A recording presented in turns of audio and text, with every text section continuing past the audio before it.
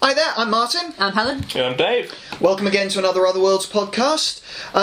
Today we're going to revisit something we've already talked about. Yes. Yeah. We went on for a long time on an episode a while back for Harry Potter.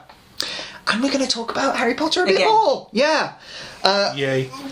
Obviously, as we said then, Helen and Dave, you guys are both pretty big fans, but also okay. as writers, the Harry Potter world has inspired you quite a lot, clearly. Yeah. So we're going to talk about a bit more of that. What we're going to do, though, is we're going to talk a bit more about the world of Harry Potter. I mean, it is a franchise almost 20 years old at this point. Yeah. And it's still being built. You know, we talked in brief last time about Harry Potter, but in a generalised way. Today, though, I think we do need to talk about how J.K. built the world. Yeah. And we're going to try and stick to that. We're going to try. We will try. The two people sitting to my left, unfortunately, that could be a bit difficult. We like tangents. Yeah. Well, that's all of us. Fun. Anyway, the franchise is huge. We've got books now, we've got websites, we've got short films, we've got proper films, we've got parodies even in Star Kids' Harry Potter musical and what have you, and we've got stage plays soon. Is there anything I missed? Sketch shows on SNL, that's about it. Pottermore? Pottermore, yeah. yeah. Okay. Well, let's go to the core novels. Let's try and stick to the core novels, because obviously I think for most people who read the books first, that will be their canon. That will be what they want to, they recognise as this is the world of Harry Potter. So it's fair to say, though, that for many people the books created an engaging and a realistic world for them. Do we think that setting it in a school helped at all? I think so, because even though you've got the whole thing of you're dealing with magic, the learning how to do Patronuses and all that kind of stuff, they've got the homework, and the normal kids are just sat saying, they're putting the homework off to the last minute, and things they're getting detentions and all that. It's like, it's just a very normal school setting, despite the fact that you've got 3-headed dogs on the third floor and all that kind of stuff. Yeah, no, I think the school setting helped immensely, because obviously it's something that we've all got. We might not have all been to boarding school. I mean, I suspect most people nowadays have never been to boarding school. But we have all, of course, been to school, which is a really obvious thing to say, but it's such a key part of nearly all of our lives. We all have memories from school, whether good or bad. And I think that kind of grounds it, especially as it's a school where it's an enclosed environment. It's not like a school set in the middle of, say, a city. It's a school in a castle, magic castle, in the middle of Scotland, Highlands, basically. And I think it helps immensely that it's a school setting, because we can follow a kind of a pattern that we've all been through. And obviously it's got not just the normal kid stuff of homework and classes, but you've also got the personal relationships in between, and the gossip and the rumours, which is... Well, it is. Just feels more inclusive. It's an anchor to the real world, isn't it? Yeah. There's a reason, quite clearly, that even we in the UK found Saved by the Bell particularly interesting.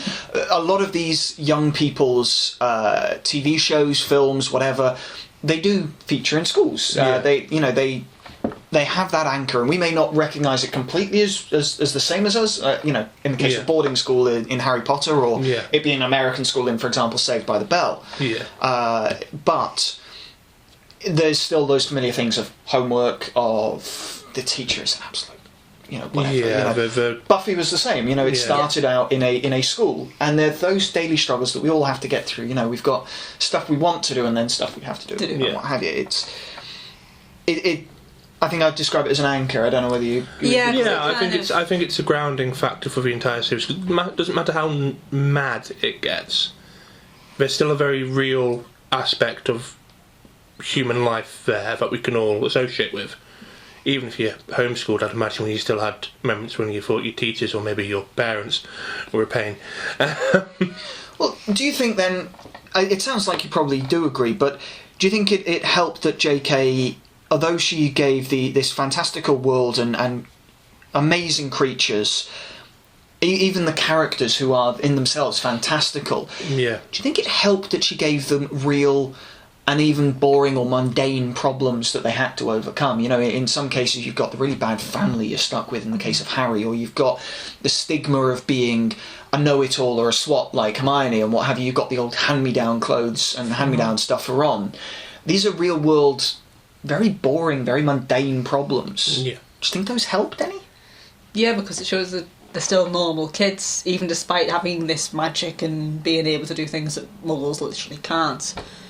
They're a bunch of normal kids, and that in a way makes the struggles, particularly as the books get more involved and the struggles get bigger, it still makes them more grounded. It still makes it clear to us that these are still normal people going through these horrific, out of this world almost kind of issues. So, yeah. No, I think that's true. I mean, it's the thing, I mean, even as we get further into it, I think by the time we're in book 4, if we'd just been thrown into the Goblet of Fire with the Triwizard Tournament and all the monsters and beasties that we get there, if we'd just been thrown into that without the 3 years of mostly mundane problems, I mean, even in the later books, I mean, one of the key things that everybody remembers, and one of the things that I personally am really kind of stuck on, is Ron and Harry falling out. And then in later books it's about, say, Cho Chang being with Cedric when Harry wants to be with her, but then all that stuff and dealing with the death of Cedric. These are all normal things that we all experience throughout our lives, and without those we wouldn't be able to associate with the characters. I mean, even then, when you're talking about the Triwizard Tournament, you still have that analogy of the sports team that you're playing, you know, the sports team you're playing for. There is still that rivalry of like sports day of what's going on. Do you think there is a method there to look upon for writers, people trying to write or people who are interested in writing? Do you think there's a method there that writers can pick up on and learn from? Do you think that stands out as a good way of creating characters in a fantastical world? Do you need those mundane problems for people to overcome? Do you need those anchors to the real world? I think so, because at the core of a character, if you're writing fantasy or sci-fi particularly, you need to have more than just their powers behind them. Harry Potter is not just the chosen one who stopped Lord Voldemort. He's a scrawny kid who grew up without his parents, or he's a kid who's really gifted but becomes lazy. These are character flaws that we know in people.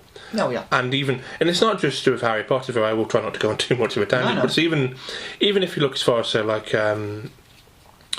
with Luke Skywalker in the first Star Wars movie, he's just a kid living on a moisture farm, and he's a bit of a brat and he's a bit whiny, but he's got big dreams. But he's not just, you know, the son we all know of that Darth person Vader. though, who almost in a sort of self-fulfilling way, you have that person who I knew a few of them, that incredibly intelligent, had great potential, but either through laziness, through not being challenged, or even sometimes through people constantly ragging on them because, you know, they were always the smart ass. Yeah. We all know people like that who are now kind of not so motivated as they once were. You know, that slips. It's a realistic character trait, I'd say.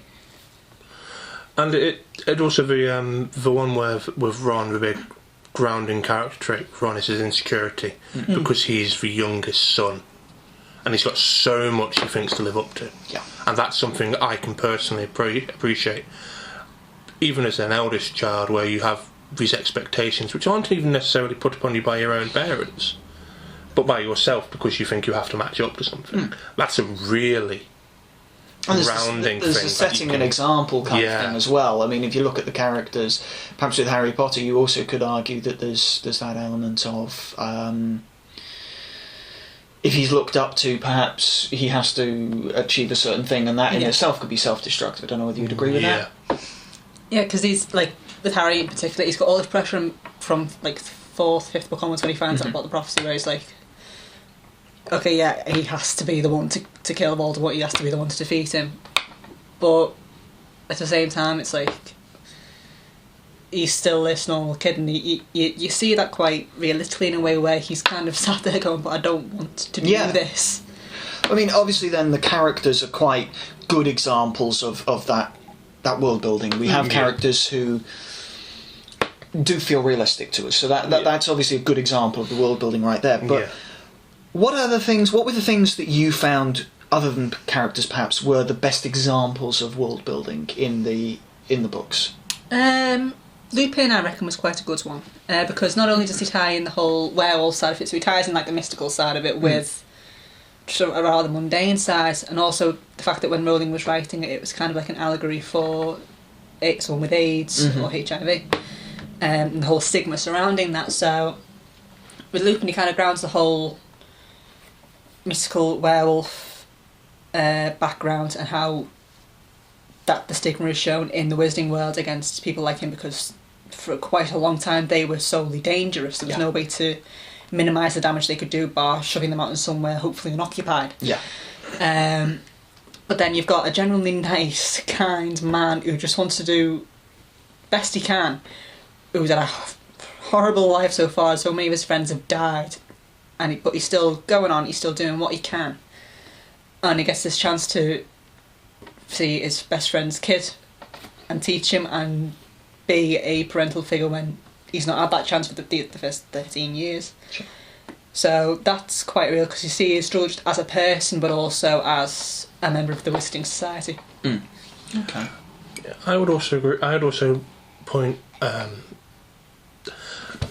funnily enough, because I was going to say something different. I'm going to include what I was going to say originally as well, but as I was thinking about it, I think for Daily Prophet and the Quibbler and the use of media in that world shows us that there's a world beyond Harry and his friends, and it's very, very clever, because it basically just makes references, say, to the government or to crimes or things that are happening away, and it establishes a world where there are reporters and other than Rita Skeeter, hopefully.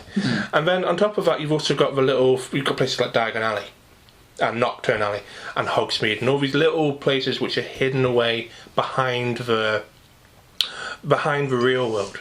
That's always been something I've really loved about Harry Potter and closed world fantasies in general, where you've got these little secret things, because that is very immersive, because it allows us to use what we already know is our own lives and then builds her world on top of it. But isn't a problem of closed worlds or closed worlds? By that, as writers, we mean worlds that aren't accessed by everybody, or worlds that exist.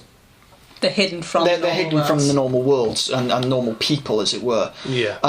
But closed worlds do have maybe a flaw in that writers can sometimes fall into the trap of making the things that go on in that too fantastical, because they don't necessarily always have to be exactly like a normal world. Perhaps is there any example of that, would you say, in the Harry Potter books? Oops.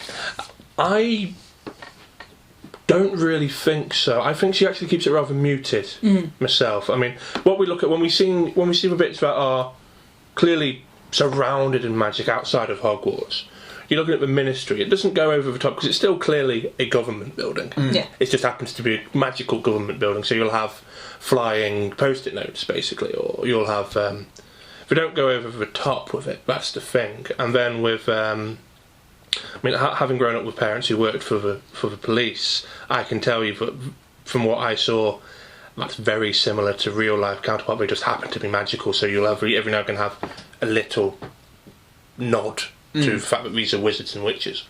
And then even with Diagon Alley, if you think about it, if you took away the magicalness, it's a bit like walking down Camden, because it's a bit alternative and it's all over the place, but the only truth is... Or Bold Street in Liverpool. Or Bold Street in Liverpool, or any real high street in a big city.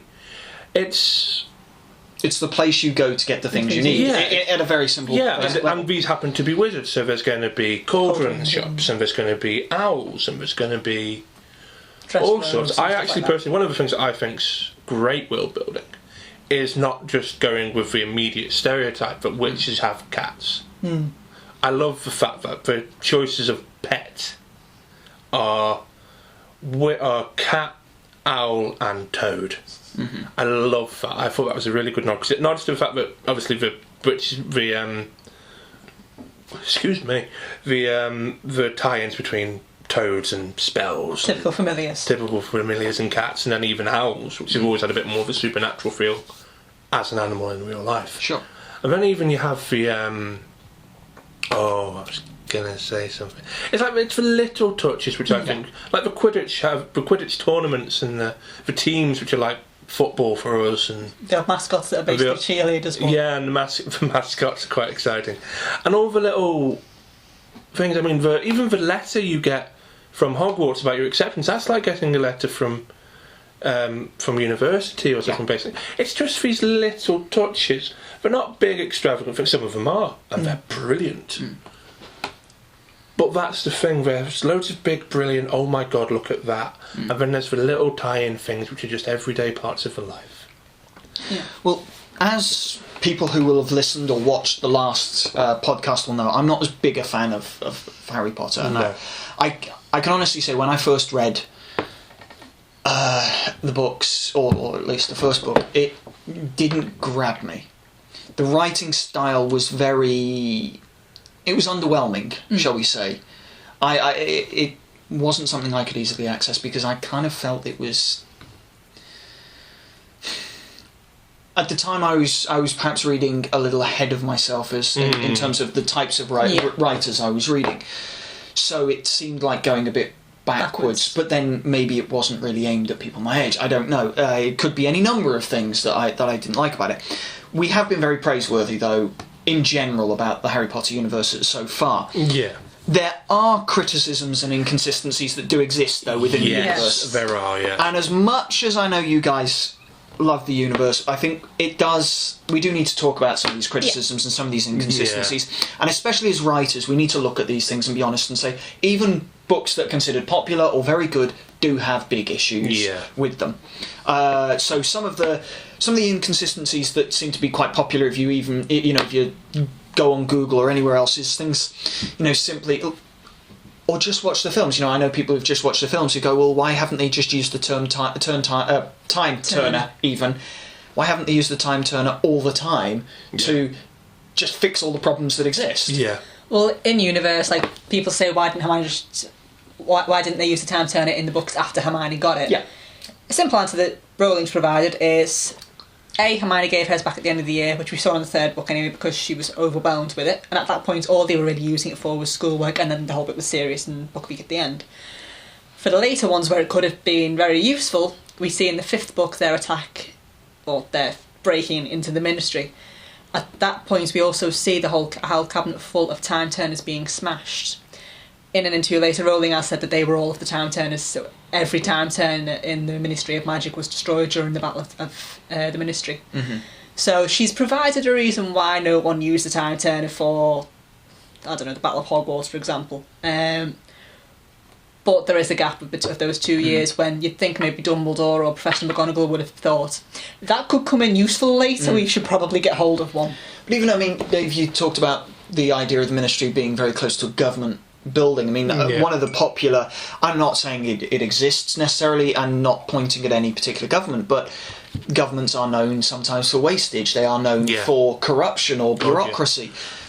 The idea perhaps that there is a whole cabinet of time turners and nobody's ever gone, well, nobody's going to miss one, and snuck it in and made a bit of a fortune. Do you think that some kind of nod to that, some story of somebody who'd used it for personal gain or managed to accrue an awful lot of wealth or what have you, even if it's betting successfully on the big Quidditch Cup or whatever, do you not think that maybe would have been more realistic or added to the realism? No, I do think I think you're right. I think it would have added to it little nods, little bit more of a cynical regulation around it.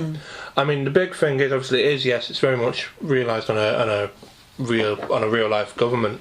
Not in particular, just in general. But the other thing there is, of course, I think their big focus when it came to the government, because this is something of a flaw. It is. They could have done this a little bit more neatly, but J.K. Rowling was really more focused on the overall corruption towards just the sheer refusal but they were doing something wrong and that Voldemort was back. And basically being corrupt. Because there are multiple occasions when we're shown Lucius Malfoy, Draco's dad, clearly giving the Minister Fudge money.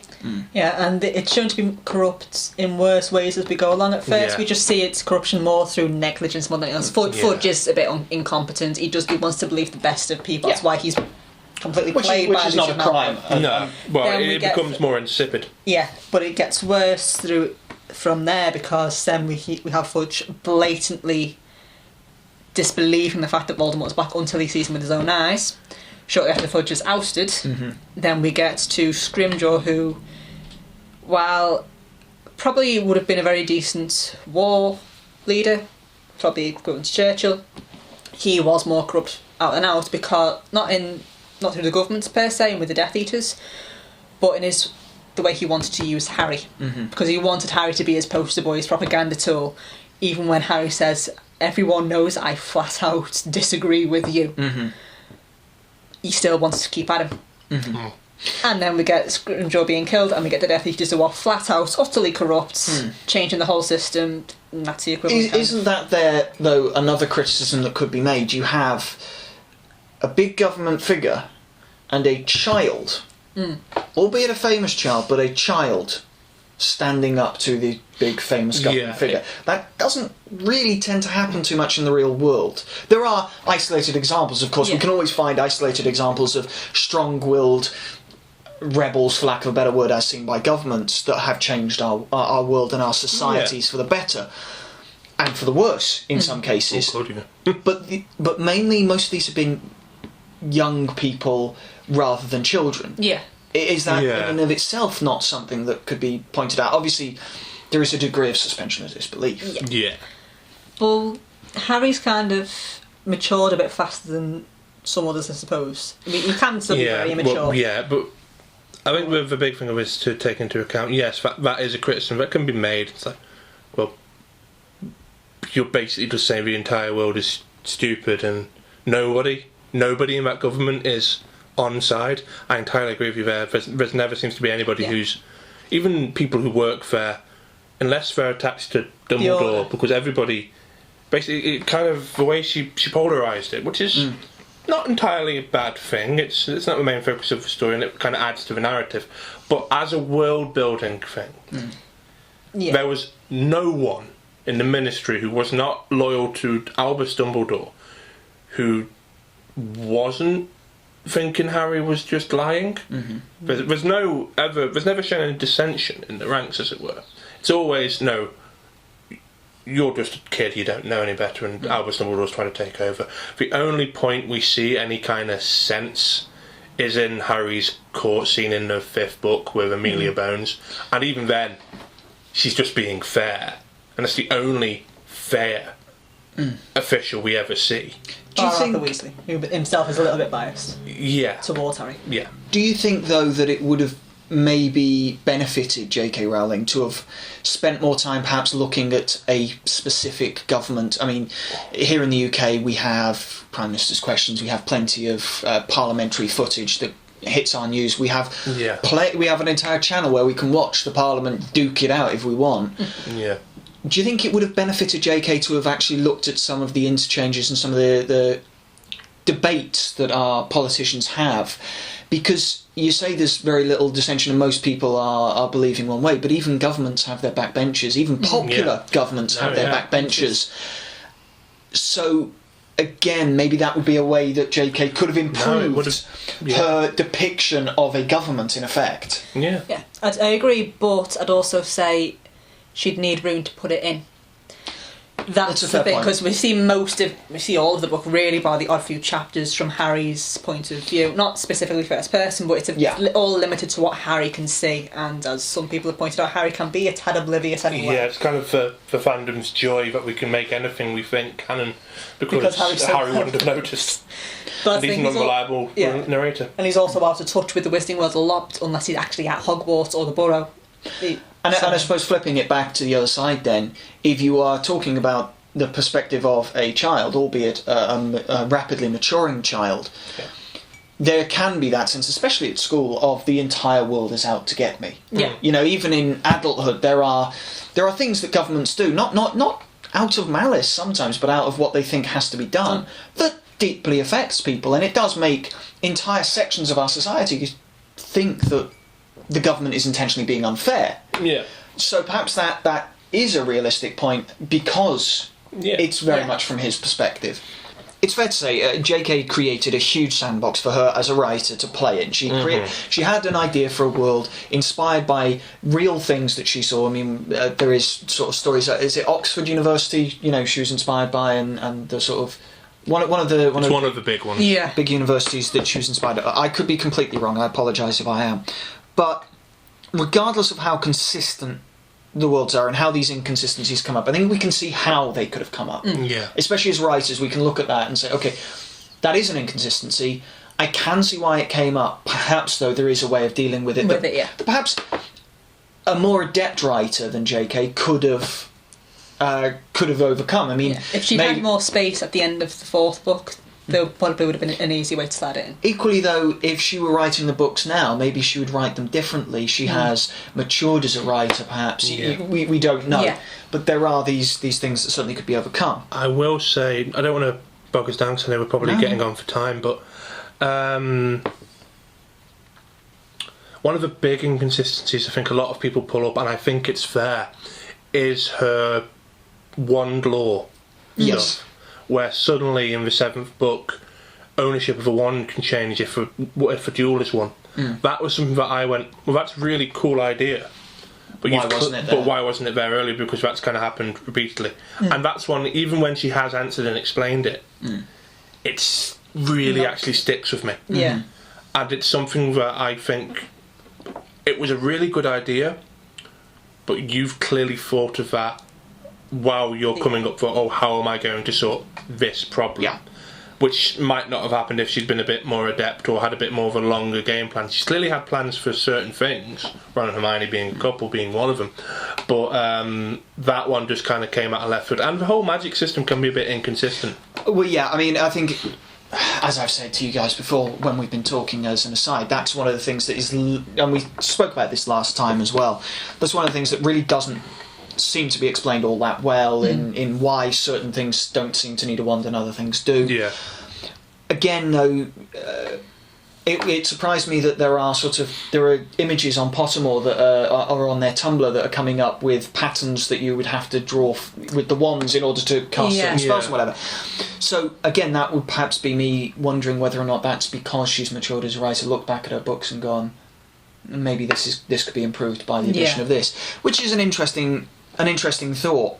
The question is, we've got a stage play coming up of Harry Potter that there is no book for it. There was no book. This is completely original that J.K. has written herself or co-written. However it pans out. Is that canon? And how do you guys fit that in, or do you have to create your own head canon, as it were, your own personal canon? I think if we're talking purely as a literal sense, canon is whatever the author tells us is canon. Yeah. So if she comes out and says the films are canon, as far as I am concerned, despite the fact that I religiously refuse to accept any of those films as anything more than adaptations and not strict canon. If J.K. Rowling comes out and tells me that that is the main canon, then that is what I will go with as canon. So it's whatever she... Now, personally, I do not consider anything past the second to last, before the epilogue, basically, of 7, of Deathly Hallows as canon. But that's because I take great exception with the epilogue. Fair enough. That's my own personal head canon. But personally, I felt if J.K. Rowling tells me this is canon, whether you like it or not, it's canon in the literal sense. I cannot get away from it. That's my own personal take on canon. Fair enough. Word of God, basically. Yeah. I'd go with that. I say books, and whatever she says. Regarding the stage play, I would take that as canon because she is the one who wrote it. Do you think it's... sorry to cut you off there, Helen, but do you think it's important then for a writer to consider what their readers or what their audience feel as canon? Do you think canon is something that a writer needs to be aware of at any point and perhaps address? They need to be aware of it to keep it consistent themselves, but I don't think you should write based on what your audience wants, because otherwise you are going to have a mess, because your audience is never going to agree with itself. As a writer, you write with what you want to do based on what your world has dictated so far and what would make sense. As soon as you start kowtowing to what the audience wants, you're in for it, essentially. You can paint yourself into a corner. Yeah, I would agree with Helen on that front. You're right. I had this own personal problem myself when I started writing, and I wanted to please everybody because I wanted my work to be liked. And then after years of kowtowing, I'm literally talking before I went to uni. Basically, I was writing for a couple of years before I went to uni, and I wrote by committee. And not committee of fellow writers. I didn't use beta readers, I didn't use advice. I literally let my audience tell me how to write some of my work. And then as I got older and as I got a bit more experienced, I realised, no, it depends really who you're writing for. If you're writing for you, then your audience, yes, you want your work to be enjoyed, but this is the great thing about audiences. There'll be one for you somewhere. Yeah. There is, though, I completely agree with your point, with maybe a caveat or two, in that there is an audience expectation that we as writers have to work with. We do have to work with with expectations sometimes. It's not always fun, and there are ways that we can go around that, Yeah.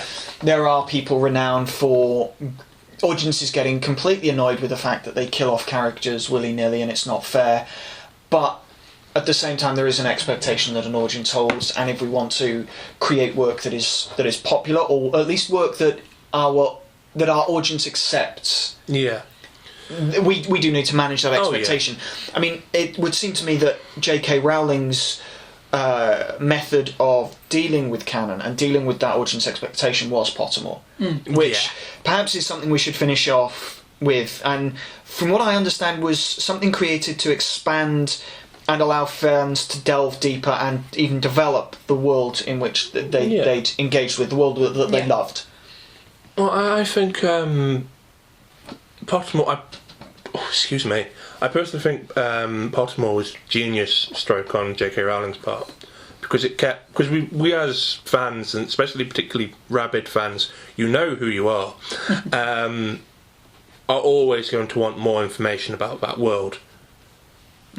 Always. Yeah. And there will be millions of questions that she couldn't answer in the books, or in the films, or in a stage play. There are so many things. Yeah, there just isn't time. There just isn't time. There's no way of pointing out without getting really info dumping about the entire family tree of, say, the Weasleys. Yeah. But it is somewhere she can. But Pottermore is somewhere you can go to look. Which neatly kind of answers two of the questions that I had in my notes, which was, does it clear things up and does it help solve the inconsistencies? So that's... To an extent, yeah. Yes, to an extent. Because that's the thing, on Pottermore, before the site revamp, during the 2014 year, we followed the 2014 Quidditch World Cup.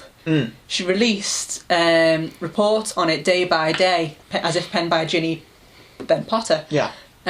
Who was following? Shut up, Dave. Who was following the World Cup as it happened, giving us play by play. We saw each match. We saw Victor Crumb come back. Yeah.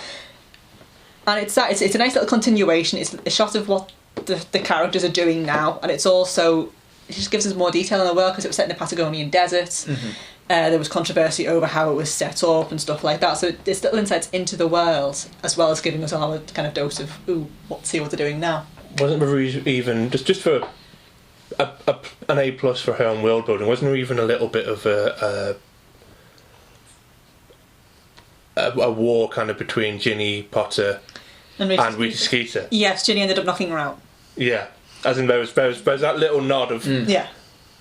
There's even like a little feud going on between newspapers. Yeah, and then Rita Skeeter steps over the line and Ginny knocks her out in the air. Which, in fairness, I love that. Fair play to her. So it is perhaps something that, because it as kept writers, her in character. Yes. It is something though that writers or as writers, we can consider the idea that there are ways to help develop the worlds that we create that aren't necessarily part of the main things we might do. You know, she's been very clever in releasing short stories and releasing bits of information here and there.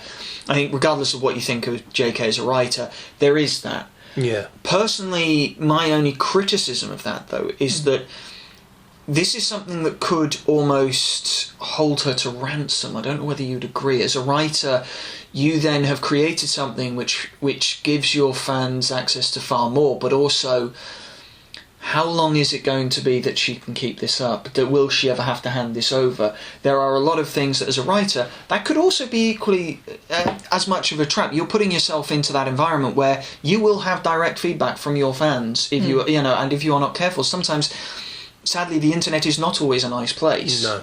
As hard as people work, there are some wonderful communities out there. Yeah. But when no more new information comes, when J.K. decides she's finished with the Harry Potter universe. She may never be, but when she decides she is finished, you know, a lot of writers do move on to other things. Yeah, and she has tried. But she's also kept Harry Potter going on the side true. as a sideline. I must admit, sorry not to cut you off, I don't think she's ever going to remove herself from Harry Potter. No, I don't, to be fair. I don't think... In fairness, I don't think she'd want to. No. But I don't think she'd be able to at this point, especially with Pottermore. So perhaps she's more like Terry Pratchett, perhaps, in which there may be sideline projects here and there, but for the most part they're talking about the big world they've created that is the big success because it is that bigger playground that she can continue playing. Well, that's the thing, she could pick a different time period, she could pick a different country. It's like a bit like what the movies were doing with Fantastic World, setting it to America. Yeah. And also back in the 40s, 50s? Earlier. I think it's earlier than that. I think 20s. It's even 20s. It is 20s. I think it's the in-between years between it is, the two World Wars. Well, correct me if I'm wrong. It surprises me that you say they're setting it in America, given that there is quite a bit of it filmed just over the... in Liverpool. Just here in... Yeah, but if you're going to start doing that, you're going to have to pick apart every American film that's ever used pretty much every...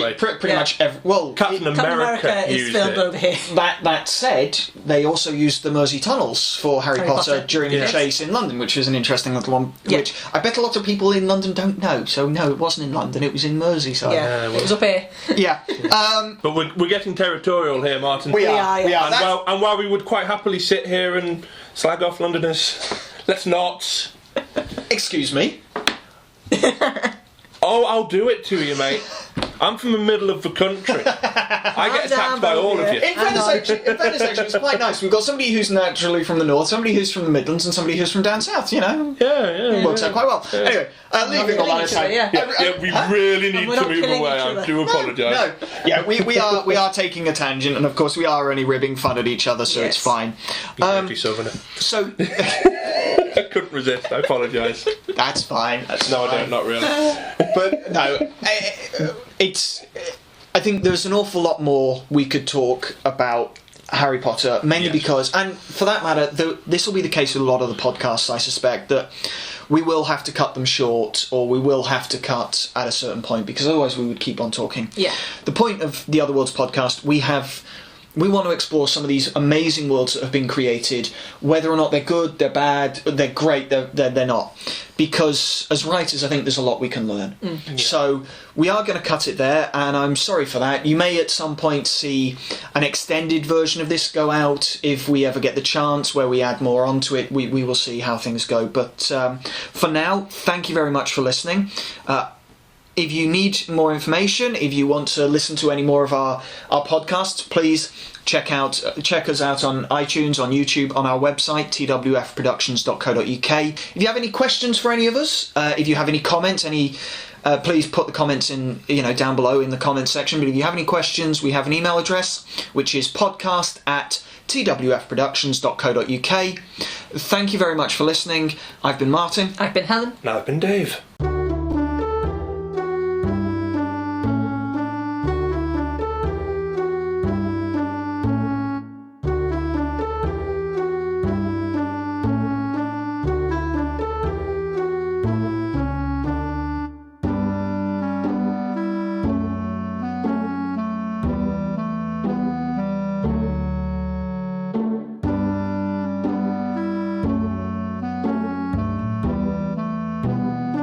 Yeah!